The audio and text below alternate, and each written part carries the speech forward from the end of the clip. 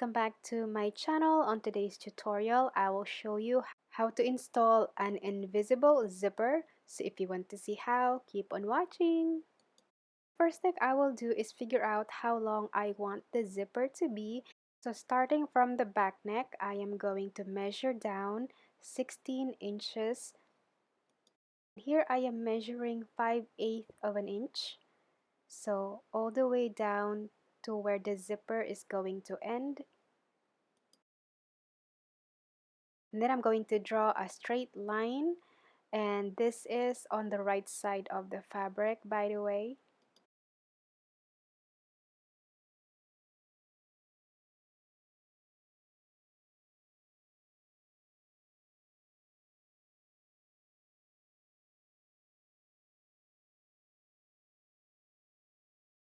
I will repeat the same steps on the other back seam.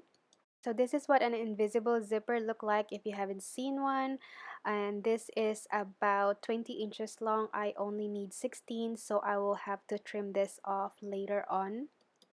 I placed the zipper just below the neckline, which is 3/8. Here I match the right side of the fabric and right side of the zipper together. I'm lining up the line that I drew earlier and the zipper teeth. We want to make sure that it's perfectly straight so the garment will close properly. Here I put a pin where the zipper is going to end. We'll simply repeat the same steps on the other back seam. So the idea is you want the zipper to open up like a book.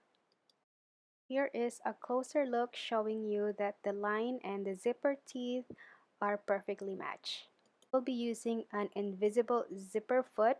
If you don't have one, I suggest you get one if you want to achieve this look.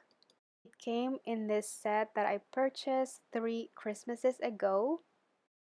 So you want to make sure that the zipper teeth is in the groove because you don't want to accidentally sew over the teeth or else the garment will not close properly.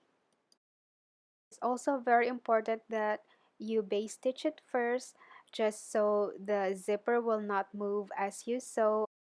Another thing is as I sew, I am also kind of opening the zipper teeth, just trying to sew as close to the zipper teeth as possible. I hope this tutorial is helpful to you. If it did, don't forget to give this video a thumbs up and don't forget to subscribe. I post new video every week. I will see you next time. Bye!